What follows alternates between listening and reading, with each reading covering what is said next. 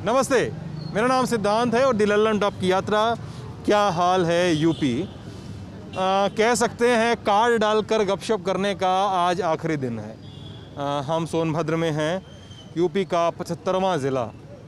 ये पूरा सफ़र शुरू होता है गाज़ियाबाद से और पूरे यूपी को चीरते हुए हम काटते हुए एक एक ज़िला एक एक इलाका देखते हुए हम चले आते हैं सोनभद्र तक और जाते हैं 403 तक, दुद्धी विधानसभा तक।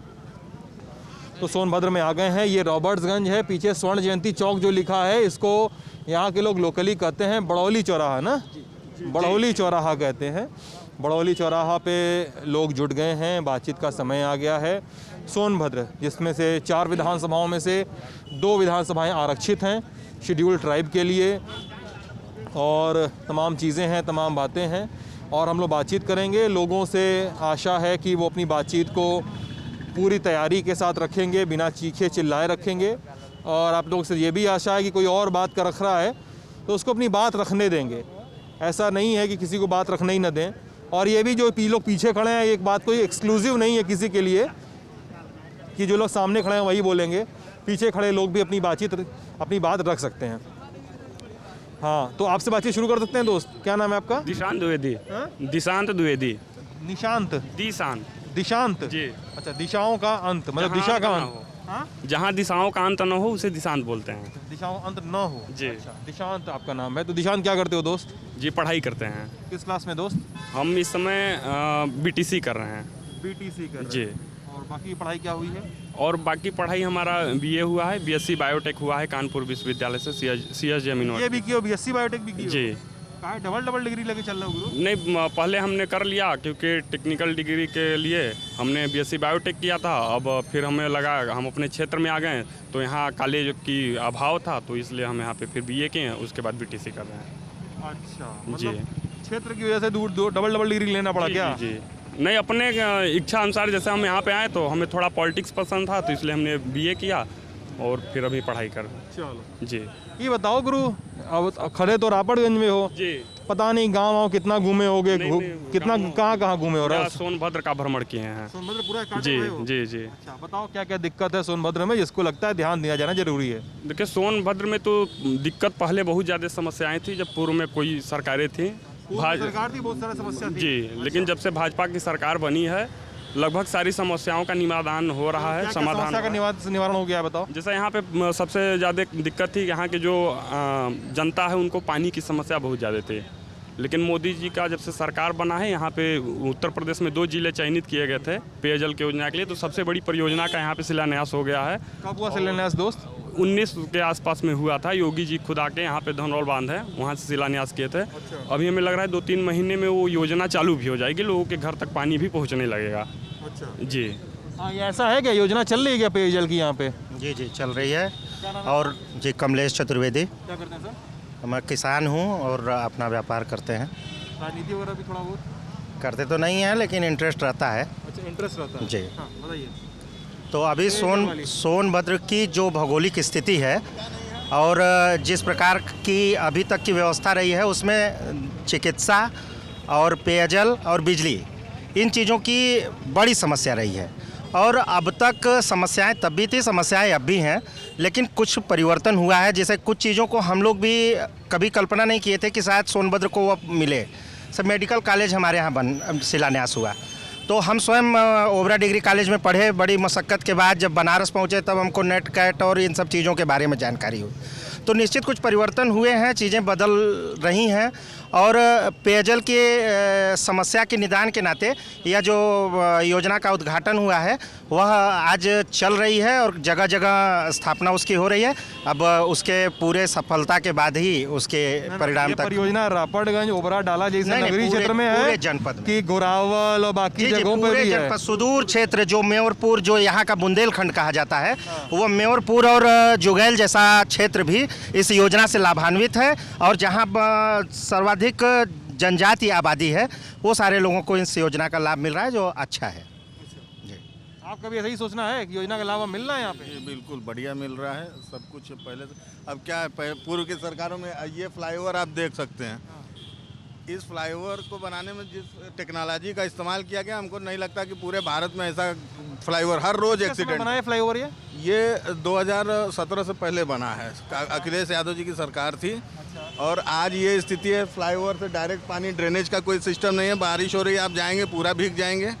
उसके बाद से ये जो फ्लाईओवर के पाइल्स बने हुए हैं वो ऐसे पिलर्स बने हुए हैं कि हर रोज 2-3 एक्सीडेंट रोज होता है।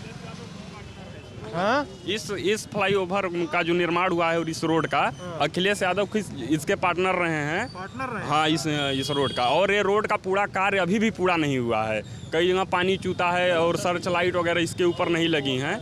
उसके बाद भी वसूली टोल प्लाजा पे तगड़े से होता है यहाँ पे। लेकिन वहाँ तक तो जाओ, आगे चौपन ओपन तक जाओ, चौपन के आगे निकलो तुम, वहाँ तक मान लो हाथी नाला, रेणुकूट, दुद्दी, वो सड़क तो बड़ी बढ़िया बन गई यार। सड़क बनी है लेकिन आप देखे होंगे गाड़ी जर्क करती है, कई जगह रास्ते अभी भी टूट गए हैं। ये पूरे फ्लाईओवर को आप शायद कैमरे में दिखा सकते हैं, कहीं पे भी बताना, हम सही से बताना, दुद्दी से होकर आ रहे हैं आज। आप यहाँ से दिखा सकते हैं, फ्लाईओवर ऊपर ही है, कहीं पे भी सर्च लाइट न ले। रोज इस पे एक्सीडेंट हो रहा है, रोज बाइक सीधे नीचे आ जा रही हैं। कई लोग इस पे कई बार मतलब कई घटनाएं हो चुकी हैं।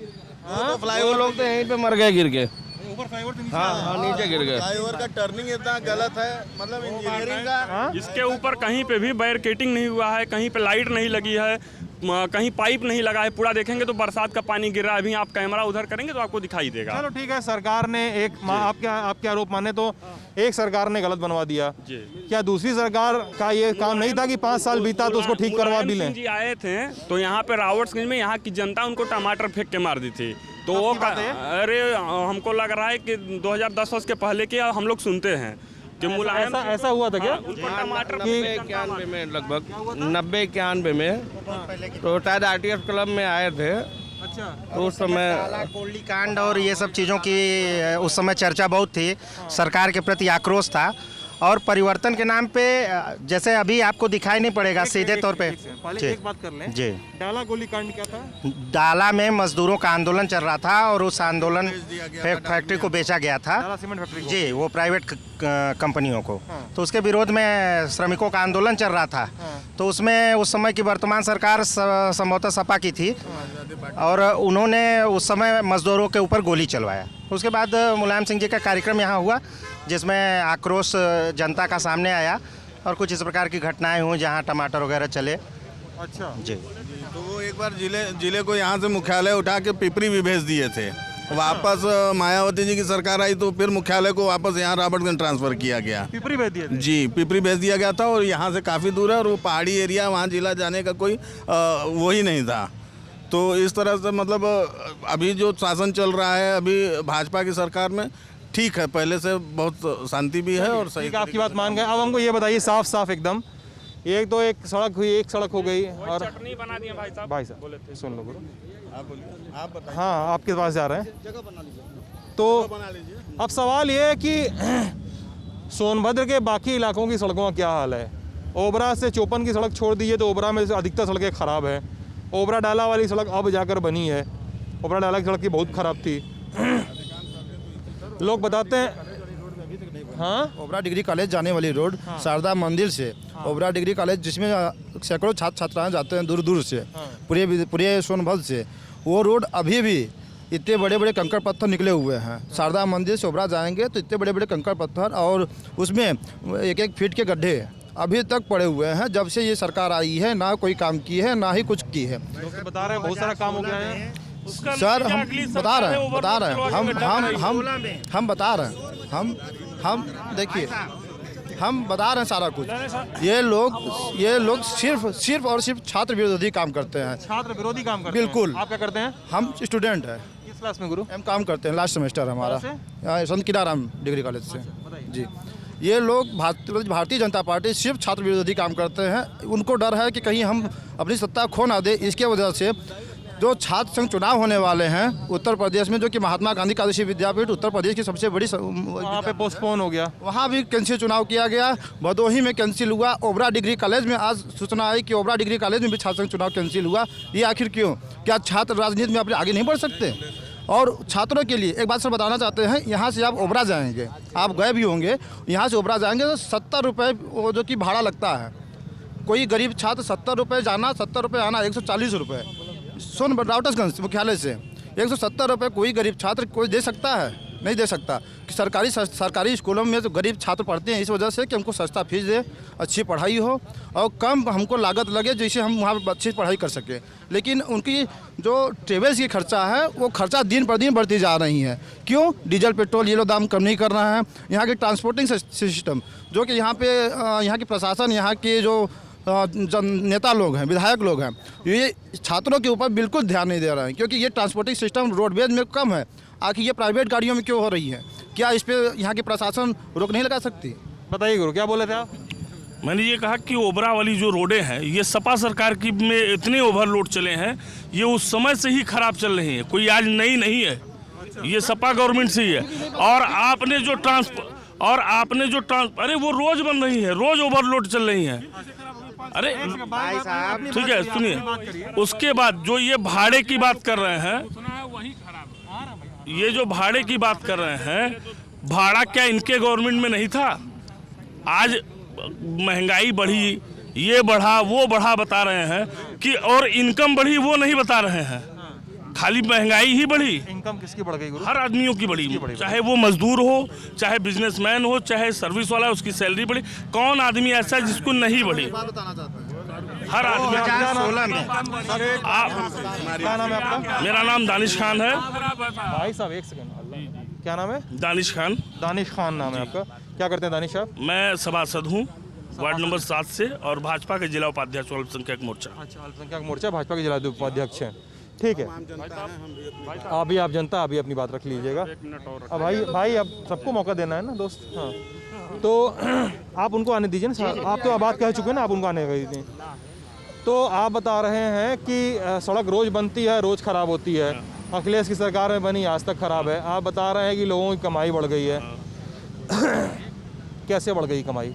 अरे काम बढ़ा। आज जो 2.5 लाख रुपए लोगों को मिल रहा है आवास के, ये लेबरों को काम ही तो बढ़ा। ये लेबरों का जो है रोजगार तो बढ़े, क्यों नहीं कमाई बढ़ी? आप हमको बता दीजिए। 2.5 लाख रुपए शहर में जी। आप ये भी बताइए कि 1,20,000 गाँव नहीं, वो गांव नहीं है, ओबरा गांव नहीं है, नगर पंचायत है, वहाँ भी 2.5 लाख की है जी। और रावतगंज तो नहीं है जी, सोनभद्र में? नहीं, उन्होंने ओबरा कहा, मैं ओबरा पे बात कर रहा हूँ। ओबरा में भी 2.5 लाख रुपए है जी। 2.5 लाख वहाँ भी है और 2.5 लाख यहाँ। हाँ, कमाई आप बोल रहे हैं ना जी। आप सरकार का अनुदान बता रहे हैं, कमाई बता रहे हैं? दोनों हम बता रहे हैं। नहीं, आप अरे एक समय अनुदान जी जी बताइए। अर्थशास्त्र का एक छोटा सा एक सिद्धांत समझ लीजिए। आप सरकार का अनुदान बता रहे हैं, तो आप सरकार का अनुदान बताइए। आप ये कहिए कि सरकार ने इतनी सब्सिडी, सरकार ने अनुदान दिया तो लेबर काम भी तो कर रहे हैं। नानी भाई नेतागिरी करनी है, थोड़ा सुनने का भी शऊर रख चाहिए ना गुरु। तो देखिए, आप बताइए अनुदान सब्सिडी अलग बताइए, लेकिन आप बताइए कि भाई हमको कमाई कितनी हुई? कमाई बोले ना बढ़ गई। क्या 2.5 लाख रुपए किसी को मिल रहा है? क्या कमाई करने के लिए मिल रहा है? नहीं, वो घर बनने के मिल रहा है। ठीक है, आप कमाई बताइए। क्या कोविड के बाद जो देश भर में ये बहस हो रही है कि भाई अगले को नौकरी नहीं मिल रही, अगले की नौकरी चली गई, अगले की सैलरी कट हो गई, ये खबर तो आप भी सुनते होंगे, ठीक है, खबर तो आप इस तरह की सुनते ही होंगे। अब आप बताइए इस परिप्रेक्ष्य में कि कमाई किसकी बढ़ गई? मजदूरों की कमाई कैसे बढ़ी? इस तरह सेक्टर में कमाई कैसे बढ़ी? आपको नेतागिरी करनी, इसलिए सवाल आपसे है। नहीं, मजदूर बता रहे हैं कि ओवरलोडेड ट्रक अब नहीं चलती है, पहले चलती थी जी। कमाई इसलिए बढ़ी, सरकार ने अनुदान तो दिया। आप कह रहे हैं अनुदान की बात करिए या कमाई की बात करिए, तो अनुदान सरकार ने दिया तो कोई ना कोई तो उसको कर रहा है। लेबर मिस्त्री ही तो मकान बना रहे हैं कि हम आप बना रहे हैं, या जो पाया वो तो बना नहीं रहा है, बना तो लेबर मिस्त्री। कमाई बढ़ी जी। तो आप कमाई अगर 300 थी, मेरा अगर क्या 300 का 1300 हो गया, 300 600 हो गया। कांग्रेस सरकार में 200 रुपए थे, आज 300 रुपए में। आप 20 साल पहले चले। अरे 20 साल पहले कहाँ जा रहे हैं? कांग्रेस सरकार पूछिए, कांग्रेस सरकार देखे हैं ये? कांग्रेस की सरकार उत्तर प्रदेश में ये देखे हैं, उनकी उम्र कितनी है? नहीं, क्यों? उत्तर प्रदेश में कांग्रेस की सरकार ये देखे हैं? भैया ये जिला सोनभद्र है, मुझे पता है कि आप घूमे होंगे। आप यहाँ से जितने नीचे चले जाएंगे, आपको नेहरू जी के किए हुए काम, जो हिंडाल्को रिहांड डैम जो 100 की नोट पे छपा होता था, आप गायब हो चुका है 100 के नोट पे। NCL है, NTPC है, चुर्क डाला सीमेंट फैक्ट्री का निर्माण उस समय हुआ, और सोन पंप इंदिरा जी आके खुद उसका उद्घाटन की थी। लेकिन ये जो सरकार, जो भारतीय जनता पार्टी की सरकार है, इसके पहले पूर्व की सरकार है समाजवादी या बसपा की, ये लोग उसको कंप्लीट तक से नहीं करा पाए। यहाँ के स्थानीय नौजवानों को, यहाँ के लोकल कारखानों में भी उसमें रोजगार नहीं दिला पाए। और जो दूसरी सरकार आई, चाहे चूर्क डाला सीमेंट फैक्ट्री हो, इसको वो बेच दिए। तो रोजगार की यहाँ कोई व्यवस्था नहीं है, नौजवान एकदम परेशान है, त्रस्त आ चुका है। इन लोगों का सबका बारी बारी शासन हम लोग देख चुके हैं। और हम अच्छा, हाँ क्या नाम है आपका? जी धीरज पांडे। धीरज। दिहाड़ी मजदूरी तक छीन ली गई है। हाँ, दिहाड़ी मजदूरी तक का काम यहाँ के नौजवानों को नहीं मिल पा रहा ठीक है, है, सुन लीजिए। जो सबसे बड़ा मूवमेंट है। बात है ट्रांसपोर्ट की और ओवरलोडेड ट्रक्स की, सड़क की बात है।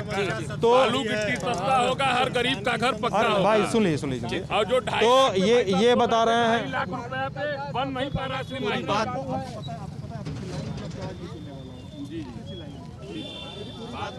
भैया मेरी पूरी बात हो जाए। तो ये बोल रहे हैं कि ओवरलोडेड ट्रक्स की वजह से अखिलेश की सरकार की सड़कें खराब हुई हैं।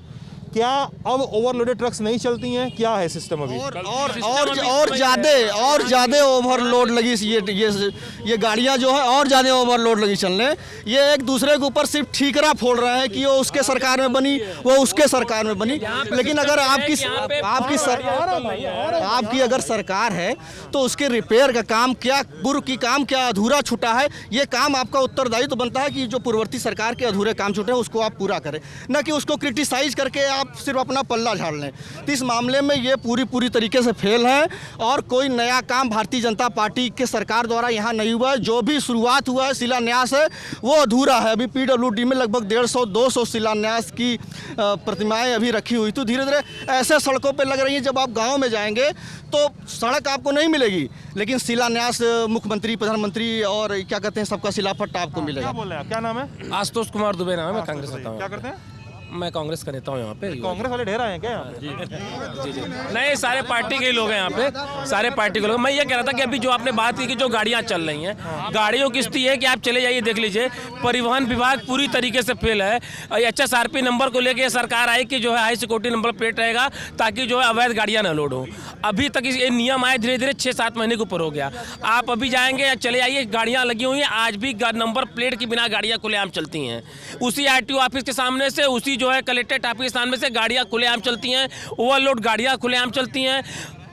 खनन की स्थिति यह है कि कम से कम हजारों ट्रकें टिपरों से जो है अवैध गिट्टियाँ जाती हैं, जिसका परमिट इशू नहीं होता है और पूरा राजस्व का नुकसान है, खुलेआम हो रहा है। इस पर बोलने वाला कोई अधिकारी, कोई नेता नहीं है। मैं बोलना चाह रहा था, यहाँ पे स्वास्थ्य के नाम पे इतना बड़ा मजाक चल रहा है। रोज़ कहा जाता है मेडिकल कॉलेज बन रहा है, रोज़ कहा जा रहा है कि 200 बेड हॉस्पिटल बन गया, ये ड्रामा सेंटर बन गया और बर्न यूनिट बन गया, सब बन के खड़ा है। आप जाके लोढ़ी में देख लीजिए।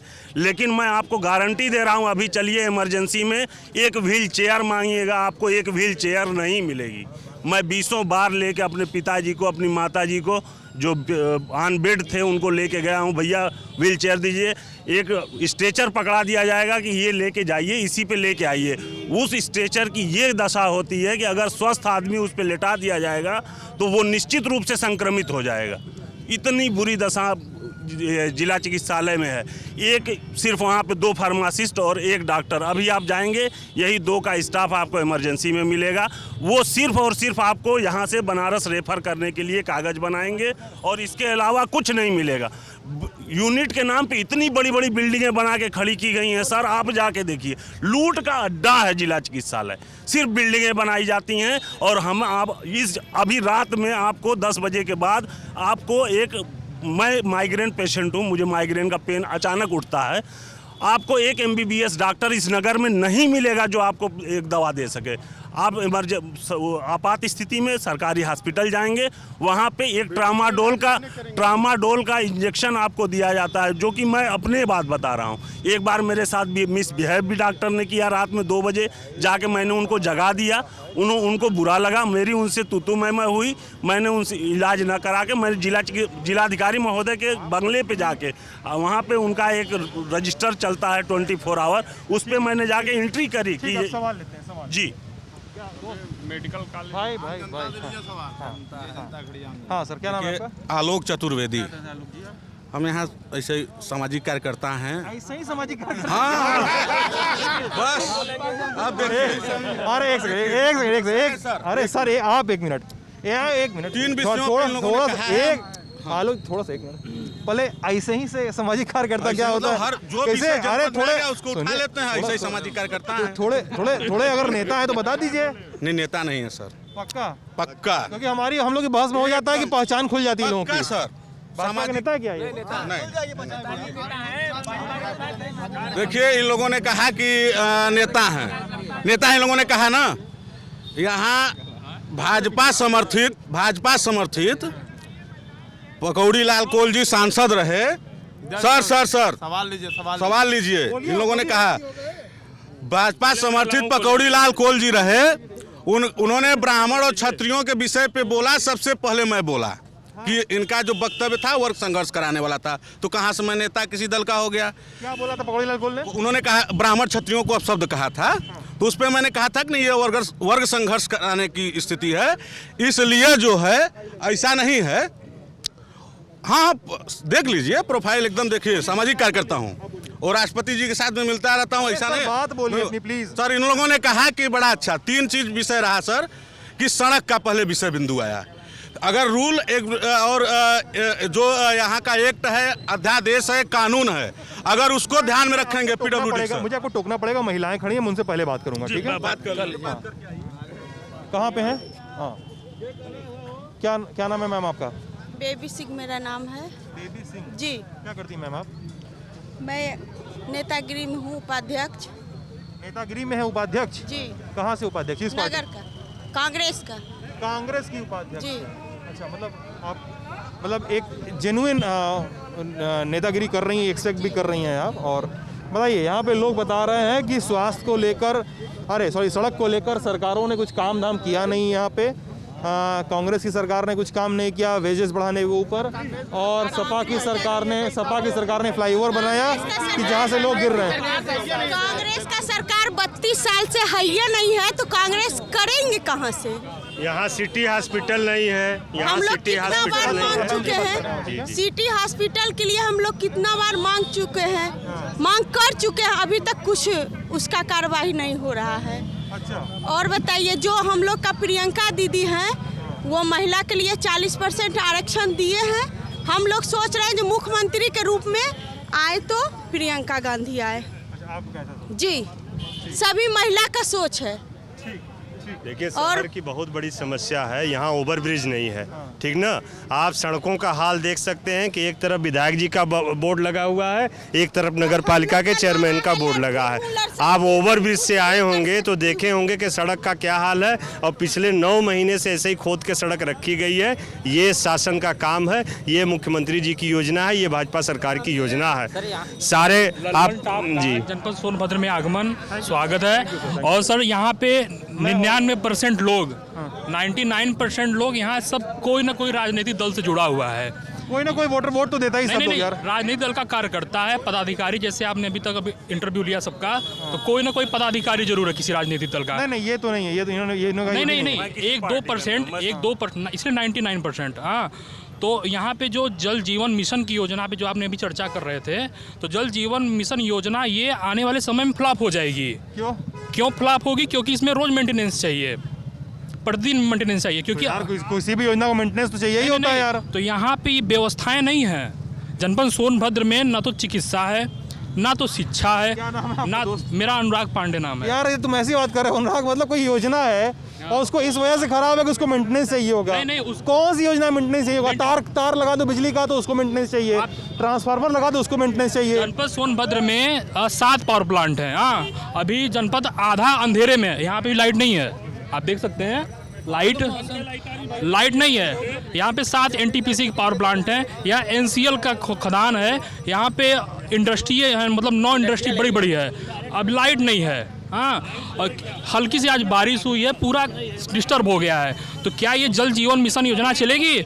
इन्होंने सिलेंडर दिया, ठीक, सिलेंडर दिया है। जंगल में आदिवासी वनवासी जो गिरिवासी रहते हैं, वो सिलेंडर 1000 भैया एक मिनट एक्सक्यूज मी, वो 1000 रुपये का सिलेंडर नहीं भरा सकते।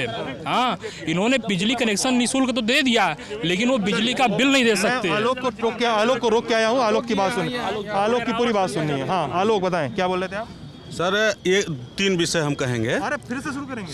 नहीं सर, सीधे आते हैं विषय पे। अभी सड़क की बात हुई, अगर पीडब्ल्यूडी के रूल्स को ध्यान में रखेंगे तो कोई भी सड़क बनाने के बाद 5 वर्षों तक कॉन्ट्रैक्टर की जिम्मेदारी होती है कि उसका मरम्मत करे। एनएच हाईवे अथॉरिटी की जो बात आई, एनएच के ध्यान रखेंगे। हाईवे अथॉरिटी का स्पष्ट निर्देश है कि हाईवे बनने के बाद ही टोल टैक्स लगाए जाएंगे। आप लखनऊ दिल्ली से हैं, आपके ध्यान में होगा कि जब तक हाईवे पूर्ण कंप्लीट नहीं हो जाता 100%, तब तक टोल टैक्स नहीं लगाया जाना चाहिए। टोल टैक्स लगा दिया गया और यह सपा कार्यकाल में हुआ। रोडें जो बनी उस समय आज तक मरम्मत नहीं हो पा रही हैं, कॉन्ट्रैक्टर नहीं कर रहा है, वो उस समय की सड़कें हैं जो आज खराब पड़ी हुई हैं। तीसरे विषय बिंदु पे आइए, आया कि यहाँ की बेरोजगारी। यहाँ जब यहाँ पूरे देश में जितना विद्युत उत्पादन होता है उसका 25% अकेले सोनभद्र करता है विद्युत उत्पादन, लेकिन यहाँ बेरोजगारी के विषय पे लेंगे तो उस समय से आज तक अब तो कुछ लोग वहाँ हो भी जा रहे हैं, उस समय लोग तो हो ही नहीं पाते थे। तीसरा विषय लेंगे सर, एक बिंदु और कहना। आलोक जी आप आधे घंटे बोलिए सर, लेकिन आप बहुत तेज से बोल रहे हैं, इसलिए थोड़ा धीमे बोल लीजिए सर। तीसरा बिंदु ले लीजिए, धीमे थोड़ा डेसिबल कम। सोनभद्र को ले लीजिए तो सोनभद्र शुद्ध रूप से शेड्यूल ट्राइब वाला है। 17 लाख की यहाँ की आबादी में 5 लाख लगभग शेड्यूल ट्राइब है। शेड्यूल ट्राइब को एक कानून तो बना दिया जाता है कि वनाधिकार के तहत जिन वनों पे वो काबिज है उसको वनाधिकार पट्टा दे दिया जाएगा, लेकिन उस समय की सरकारें अमल नहीं करती हैं। आज की सरकार अमल कर रही है और वनाधिकार का पट्टा बंटने की स्थिति में आ गया, तो कहीं ना कहीं तो काम हो रहा है। सुन लीजिए भाई, सुन लीजिए, मैं कब बोल रहा हूँ काम नहीं हो रहा है। यहाँ पे भाई साहब रुक जाइए थोड़ा सा।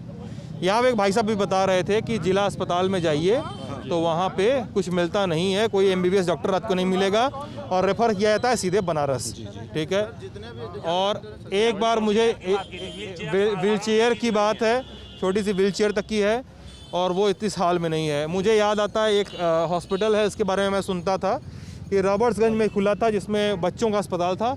उसका बड़ा सा बोर्ड लगा रहता था कि बनारस जाने के पहले एक बार ज़रूर रुकें, क्योंकि ये एकदम एक रेगुलर ड्रिल है कि यहाँ का मरीज़ बनारस ही जाएगा। यहाँ से बनारस जाने में कितना देर लगेगा, BHU जाने में कितना लगेगा, 2 घंटे लगेंगे आपको।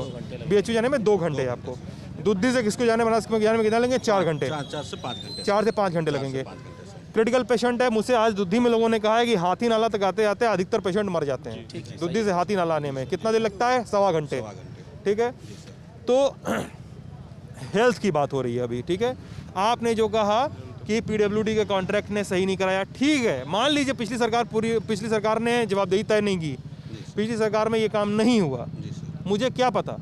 अब अभी सरकार तो अभी है ना, अभी की सरकार से सवाल पूछा जाएगा ना, क्या अभी की सरकार बार बार यही कहती रहेगी पिछली सरकार ने काम नहीं किया, कि अभी की सरकार पे ये जिम्मेदारी है कि वो भी काम करे? नहीं सर, नहीं कहती रहेगी, लेकिन जो 5 वर्ष का उनका कॉन्ट्रैक्ट होता है वो 5 वर्ष भी पूरा नहीं हुआ था उनका, इस नाते ये विषय रहा, जिसके कारण वो 5 वर्ष नहीं पूरा हुआ तो उस पर दोबारा बजट नहीं हुआ। स्वास्थ्य पे विषय आ जाते हैं सर, तो स्वास्थ्य पे हम लोगों को ठीक से याद है कि हम लोग भी जब पैदा हुए तो मिशन में हुए, लेकिन आज हम लोगों के घर की बच्चे जो पैदा होते हैं वो जिला अस्पताल में जो 100 बेड का बना हुआ है वहाँ बच्चे पैदा होते हैं और हम लोग आराम से वहाँ ले जाते हैं और वहाँ के लोग इतनी आराम से करते हैं, डिलीवरी कराते हैं वहाँ के लोग। और रह गई जिला अस्पताल की बात सर, जिला अस्पताल में जाएंगे तो जिला अस्पताल में आज भी डॉक्टर हैं, ऐसा नहीं कि नहीं है, ऐसा नहीं है कि नहीं है, हैं, काम करते हैं। और हाँ, इतना जरूर है कि इतना ध्यान में रखेंगे आप तो MBBS होने के बाद, डॉक्टर बनने के बाद लोग प्राइवेट सेक्टर में बड़ी तेजी से जा रहे हैं। क्यों जा रहे हैं? आज आवश्यकता है, क्यों जा रहे हैं? आज आवश्यकता है, क्यों जा रहे हैं? इनकम के लिए सर, इनकम के लिए। क्यों? कि उनको इनकम चाहिए, जितना उनको चाहिए वो अस्पतालों में मिल नहीं पाता, वेतन नहीं मिल पाता। नीति आयोग का इंडेक्स आया है, उसमें उत्तर प्रदेश निचले स्थान पर, 19वीं पोजीशन पे हेल्थ इंडेक्स में। हम तो कह रहे हैं कि डॉक्टर जो है, डॉक्टर बनने के बाद प्राइवेट की तरफ जा रहा है, तो ऐसी स्थिति में तो समस्या उत्पन्न होगी। सरकार क्यों नहीं रिटेन कर रही है? आज सरकार क्यों नहीं रिटेन कर रही है? कोई जवाबदेही होनी चाहिए ना इसके लिए। अगर डॉक्टर प्राइवेट में जा रहा है और सरकारी हॉस्पिटल में नहीं जा रहा है तो हमारी सरकार क्या कर रही है? अभी आप एक आंकड़े देखे होंगे कि उत्तर प्रदेश जो है इसके मामले में, स्वास्थ्य के मामले में बहुत पीछे जा रहा है। हाँ, उसमें सबसे ऊपर केरला है, तेलंगाना है, हमारा उत्तर प्रदेश बहुत नीचे है स्वास्थ्य के मामले में। तो हमारी सरकार ने क्या किया? हम कह रहे हैं पिछली सरकारें चोर थी, लेकिन वर्तमान सरकार क्या की? अगर ये सर्विस लेन नहीं बन पाई तो 5 साल आपने भी कार्यकाल किया, तो हमारी सरकार ने क्या किया? ये सर्विस लेन क्यों नहीं बन पाई आखिर? इसकी भी तो जवाबदेही वर्तमान सरकार की है। और सरकारी हॉस्पिटल में किसको दवा मिलती है? कौन डॉक्टर बैठते हैं आप बताइए? कोई डॉक्टर नहीं बैठते, ना कोई दवा लेने ही जाता, दवा लेने ही नहीं जाता सरकारी हॉस्पिटल में। बताइए। जो आप गुरु पार्टी लाइन वाला जवाब नहीं, हाँ, यहाँ पे पार्टी वाला जवाब नहीं दे आप रहे भी यहाँ के रहने वाले हैं। पार्टी का जवाब नहीं। सुन तो लीजिए, अगर आप सुन तो लीजिए थोड़ा, आप भी यहाँ के रहने वाले हैं, आपको भी डॉक्टर दवाई की जरूरत पड़ेगी कभी ना कभी, खुदा खुदा न खास्ता आपको पड़े, लेकिन फिर भी पड़ती होगी। थोड़ा सा पीछे हो जाइए, थोड़ा सा पीछे हो जाइए। अब अपने नीति आयोग की बात की सर, नीति आयोग के ही अगर आप ध्यान में रखेंगे तो नीति आयोग के ही प्रस्ताव पे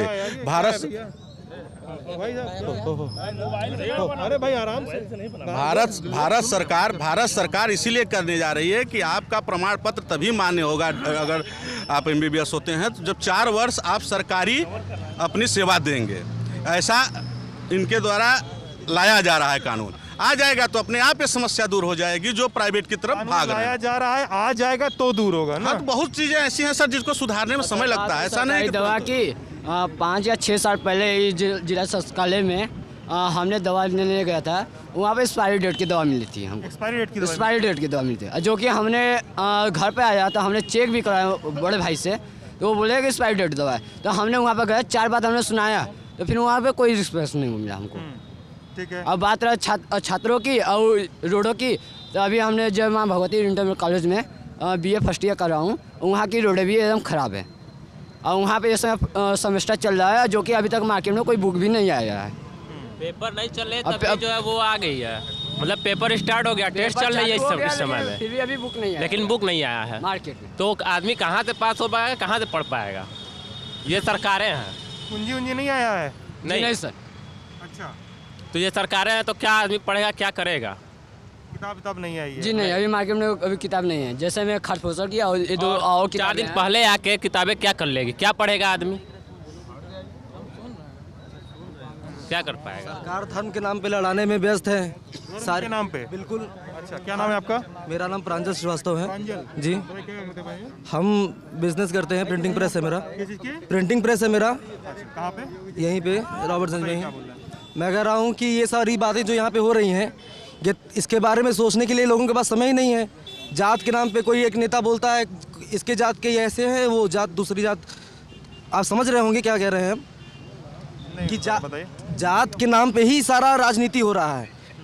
कोई एक पार्टी बस जात की अपनी राजनीति कर रही है, एक पार्टी अपनी कर रही है, बनी हुई है उसके हिसाब से सारी पार्टियाँ।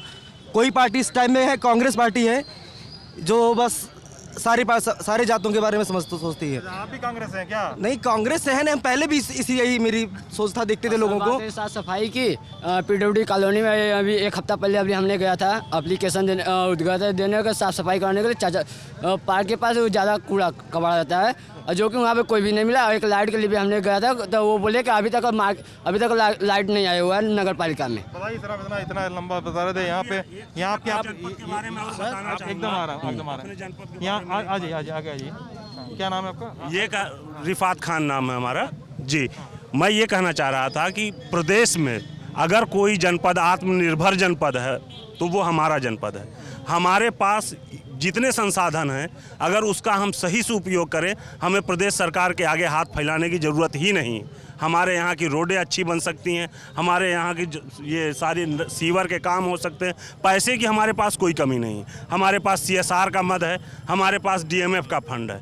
दोनों फंड इतने हैं कि अगर उस पैसे का सही से सदुपयोग किया जाए तो ये जनपद पूरे प्रदेश में, मैं कहता हूँ कि इससे सुंदर जनपद कोई नहीं दिखेगा। लेकिन दुर्भाग्य है इस जनपद का, इस जनपद के जनप्रतिनिधियों का, इस जनपद के अधिकारियों का, कि यहाँ पे ऐसा कुछ भी नहीं बना, उस पैसे का उपयोग किया जा रहा। यहाँ के DMF के पैसे को अन्य जनपदों में ले जाके खर्च कर दिया जाता है, इस जनपद का में नहीं होता। जबकि ये लॉ है कि खनन के पैसे से जो भी रॉयल्टी आती है उसका 15% उसी जनपद के आदिवासियों के उत्थान के लिए खर्च किया जाएगा।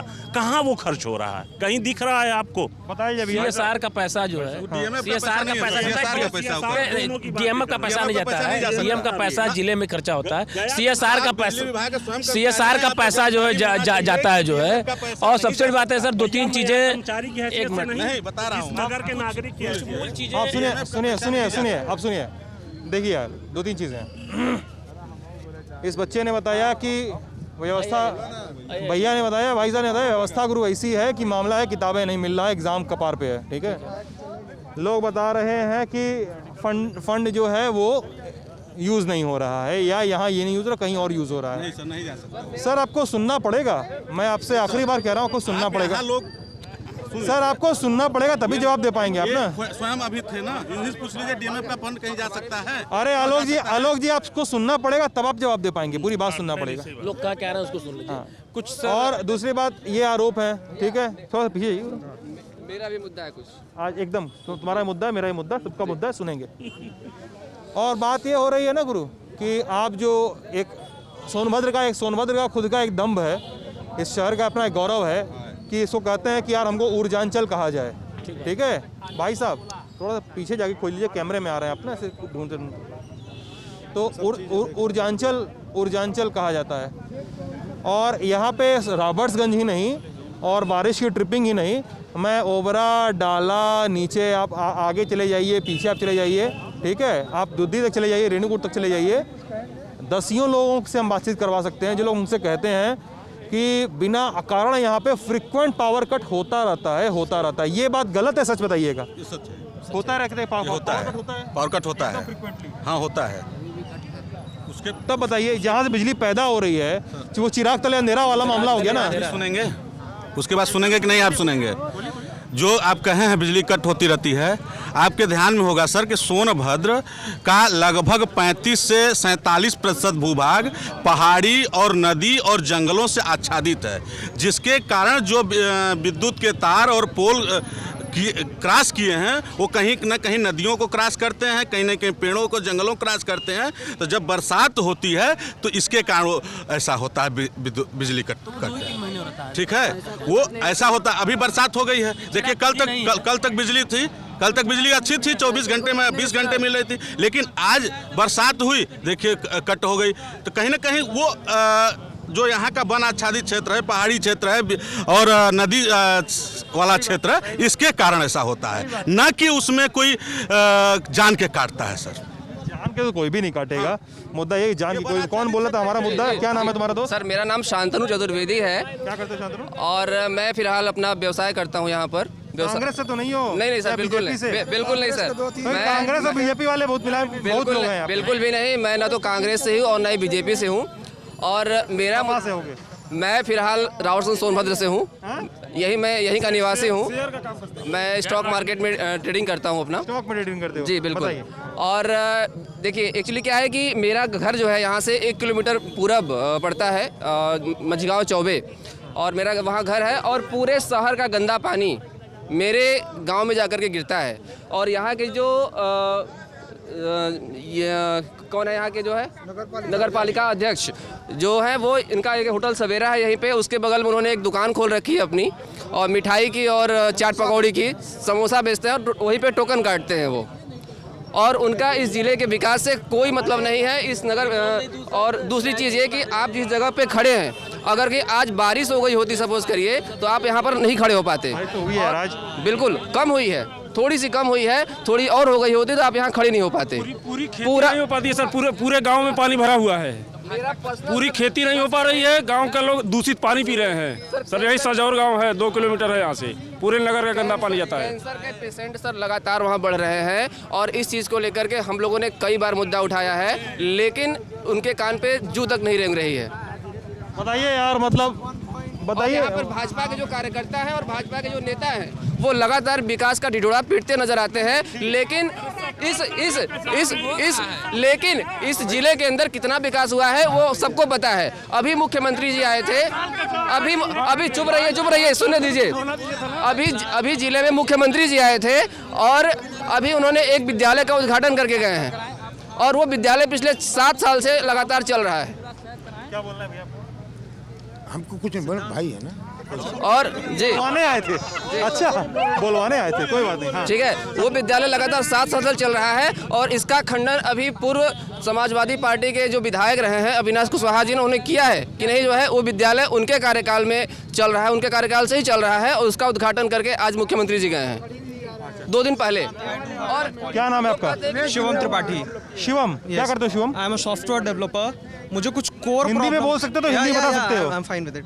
मैं कुछ कोर प्रॉब्लम है सिद्धांत उस पे बोलना चाहता हूँ। बोलिए। एक्चुअल प्रॉब्लम ये है, एजुकेशन अच्छा एजुकेशन है यहाँ पे। सम पीपल मतलब कुछ लोग हैं जो कि शक्ति नगर साइड से हैं, जो कि एक महारत्न कंपनी है, वहाँ पे लोग पढ़ते हैं।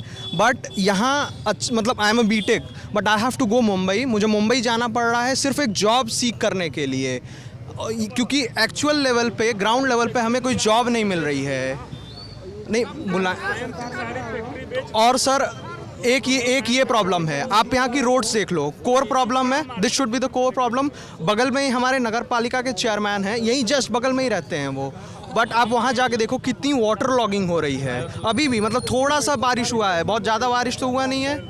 तीसरा प्रॉब्लम है सर यहाँ की जो बेसिक एग्रीकल्चरल है, ये एक एरिया है जो कि यहाँ सर चावल बहुत उगता था एक समय, बट सर कोई टेस्टिंग लैब्स नहीं है यहाँ। फर्टिलाइजर्स चाहिए, चाहे यूरिया चाहिए सर, इसकी बहुत बड़ी प्रॉब्लम है। लोगों को खड़े होकर लाइन में ट्रैक्टर्स लगा के वो बेचना चाहते हैं। I do come from agricultural field. हम ट्रैक्टर्स लगा के अपना सिर्फ धान बेचना चाहते हैं, धान बिक नहीं रहा है सर। 1 महीने हम वही ट्रैक्टर लगा के कौन रात में खड़ा रहेगा? ये मुझे एक सेकंड, ये मुझे बहुत दिनों से धान की कटाई हो चुकी है, जगह दे दिए भाई, क्या क्यों ऐसा नहीं करिए यार। एक सेकंड, हमको ये बात कई ज़िलों में पता चली है कि धान जो है, धान की कटाई वटाई हो गई। अब किसान धान लेकर खड़ा है कि धान बिकेगा कैसे, और आज बारिश भी हो गई तो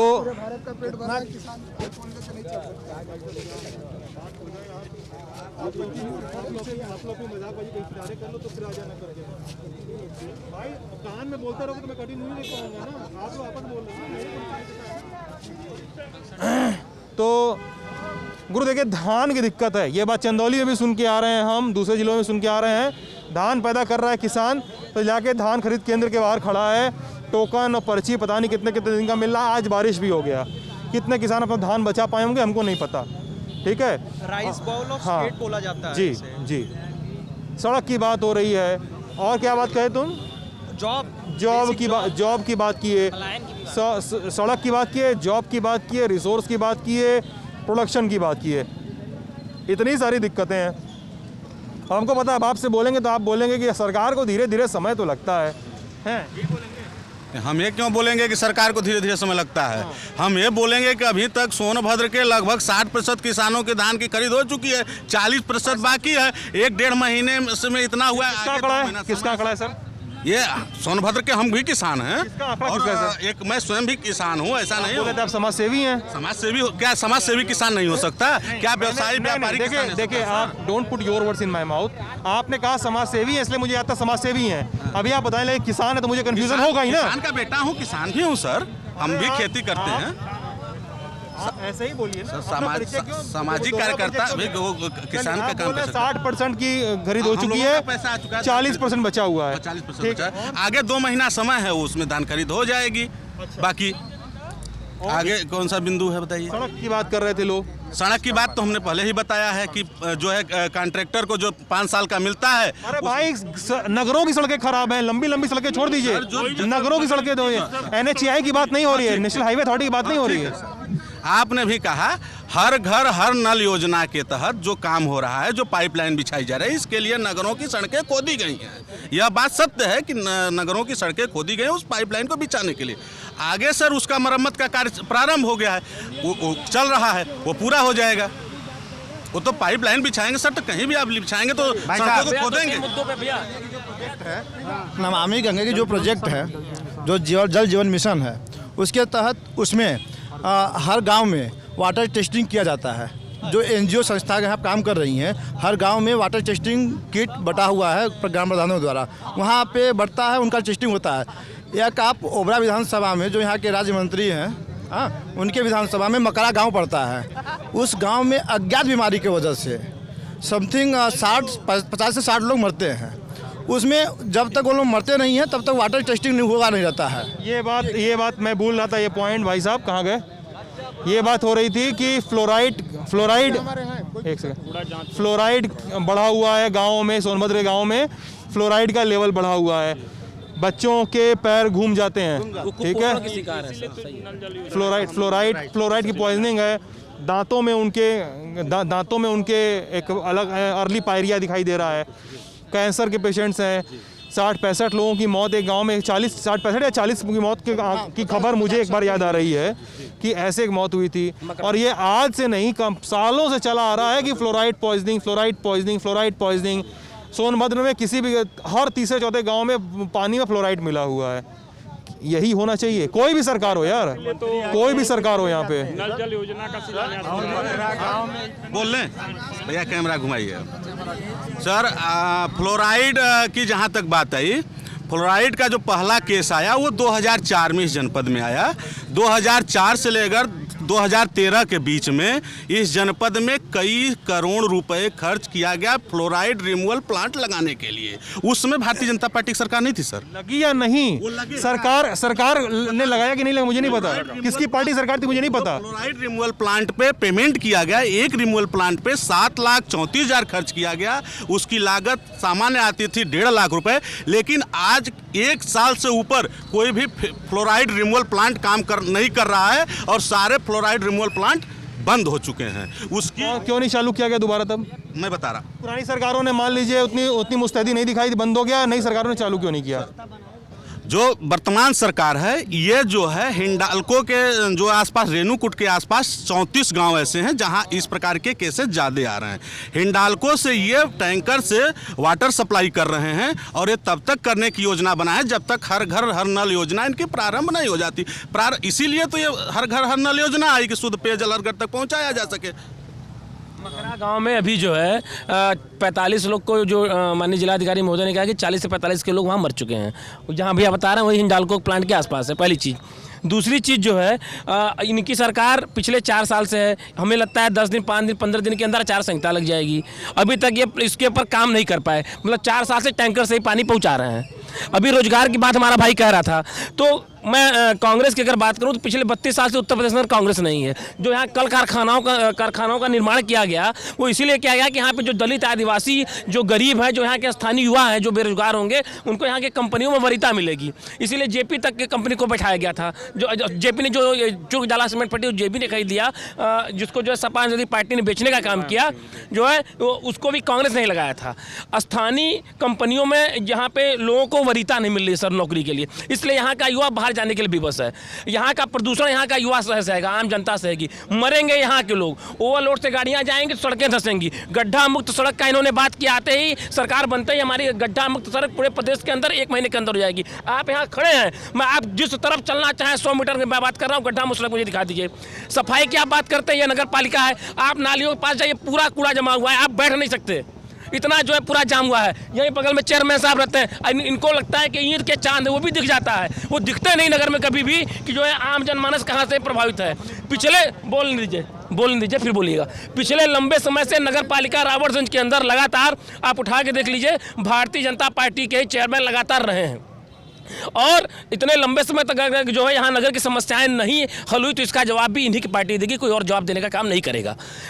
तीसरी चीज, जवाब तो दे रहे हैं, तो जवाब देने से काम नहीं चाहिए, उसका हल निकलना चाहिए सर। अगर आज तक पानी की क्रॉसिंग नहीं है।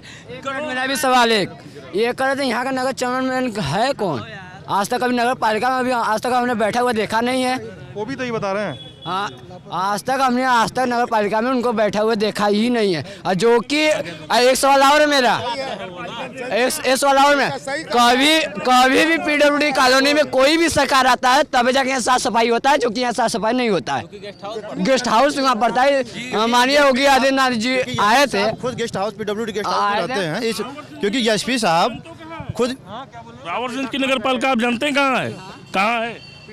संकट मोचन बगल में कॉलेज के सामने बगल में RSM नगर पालिका RSM। सही बोल रहा है, सही है। जहाँ भी भाई साहब पूरे नगर की स्वच्छता में बता दूं, पूरे नगर उनके घर के सामने और उनके होटल के सामने पूरे नगर की स्वच्छता है। आप उठा के चेक कर लीजिए, मेरे साथ अभी मैं चलने को तैयार हूँ, जितने लोग चलना चाहते हैं इस नगर मैं दिखा दूं। इस नगर में लंबे समय से। चलिए इस बात को बंद करते हैं भाई, इतना हल्ला नहीं सुन पाएंगे हम। चलिए गिरी जी इस बहस को बंद करते हैं, बहुत हल्ला है। आप ललन टॉप यूपी पे ये बहस देख रहे थे, शुक्रिया।